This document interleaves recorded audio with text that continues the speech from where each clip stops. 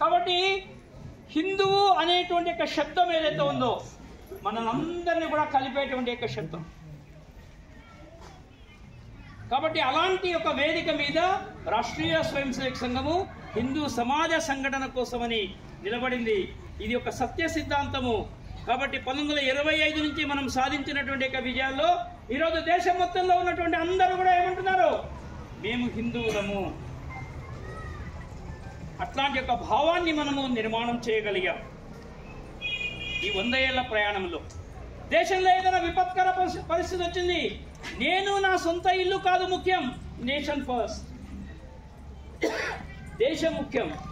ఎలాంటి విపత్కర పరిస్థితి రానిండి, నేను నా సొంత ఇల్లు చిన్ని నా పొట్టకు శ్రీరామ రక్ష సంకటకాలే వెంకటరమణ కాదు. దేశానికి ఎలాంటి విపత్కర పరిస్థితి వచ్చినప్పటికీ కూడా నేను ముఖ్యము కాదు, నా దేశం ముఖ్యం, నా యొక్క ప్రజలు ముఖ్యము అనేటువంటి